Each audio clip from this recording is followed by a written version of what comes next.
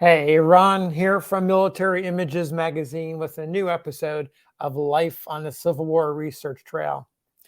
Today, I want to take you back to April 20th, 1861, just outside of Columbia, South Carolina. The South, the North, the entire country is in a frenzied state. A week earlier, Fort Sumter, bombardment, the surrender of the Union garrison. The North is up in arms. There's fears for the capital. In the South, the rallying cry has gone out. Civil war is upon us. New ground for the nation. Folks are all over the place with their emotions. This is a complex time emotionally, and folks don't know what to expect on either side of the Mason-Dixon line. The afternoon of April 20th, about 1 o'clock in the afternoon, just a little bit north of Columbia, South Carolina, the capital of the state in which the bombardment of Fort Sumter has happened. Folks, townspeople in the area happened to see a large balloon begin to drift over, seemingly out of nowhere. They have no idea what was going on. This was not expected. The idea of balloons was something that was known, but not that many people in the country had ever seen a balloon.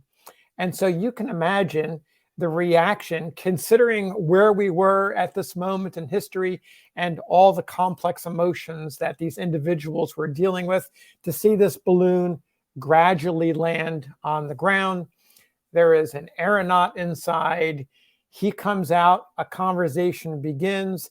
He is telling him that he is trying to get to Washington, D.C. This a week after the war has begun, and you can imagine what ensues. It's not the best scene, as the aeronaut is promptly arrested as a spy. So you're going to be a little surprised, I think, to know who that aeronaut was, because it's a name you know. I'm going to show you his photograph here just to give you an idea that this guy's likeness might catch your attention. This is Thaddeus Lowe. He's known to students of the Civil War for his pioneering work as a Union balloonist, observing activities from the safety of the Union lines, looking over into the Confederate lines. You know him from his exploits later on in 1861 in the Washington, D.C. area, overlooking into Virginia. And then, of course, in Virginia in 1862, and other balloon experiments that went on in the Union Army. The idea of ballooning in aeronautics was most definitely in its pioneering stages. But imagine this. Here's Thaddeus Lowe showing up outside of the capital of Columbia, South Carolina, only a week after Fort Sumter. And so a newspaper article that appeared in several newspapers in the South talked about this. And then there's an article that talks about it in the place from which Thaddeus Lowe departed. So let me give you the quick story. Thaddeus Lowe leaves Cincinnati, Ohio at 4 a.m. in the morning of April 20th. He and his balloon take off. They start drifting east. They stop at one point, try to find out where they are, trying to get their bearings. And then they go on. In a mere period of 9 hours, that same afternoon of April 20th, they come down. His craft comes down just outside of Columbia. And some bit of mayhem ensues as a result. Lowe is on a peaceful mission. He's simply trying to do some practice runs. He was actually hoping to get to Richmond and then maybe on to Washington.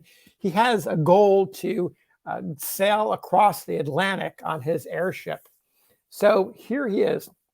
The plan didn't go quite right, and he's able to prove to townspeople outside of Columbia that he had only been in the air for 9 hours and had come from Cincinnati, because he carried Cincinnati newspapers with him from that same morning or the night before.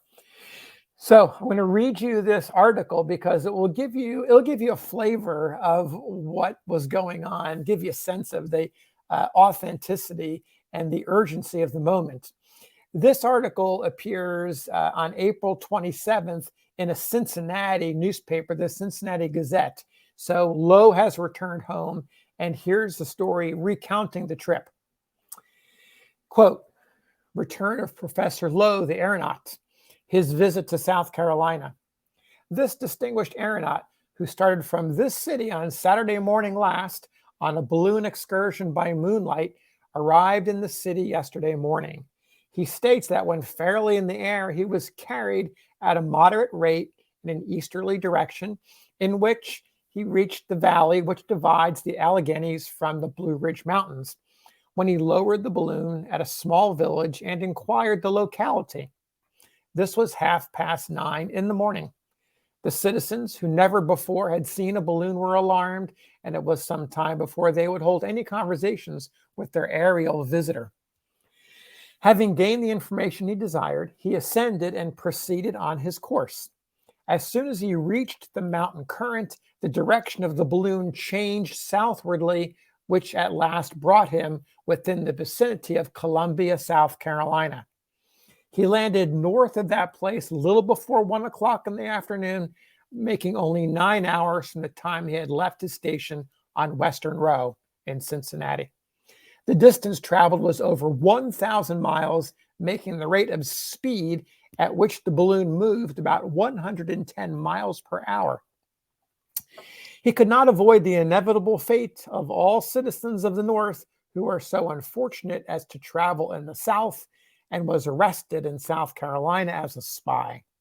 After an informal examination, he was allowed to depart and was not molested again on more than 2 occasions when his tormentors proved themselves to be quite as good as asking questions as Yankees.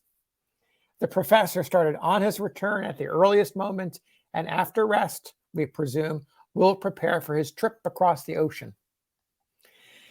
So there you have it.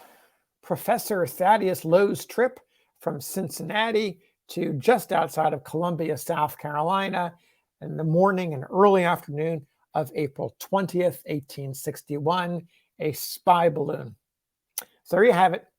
Until the next episode, happy trails.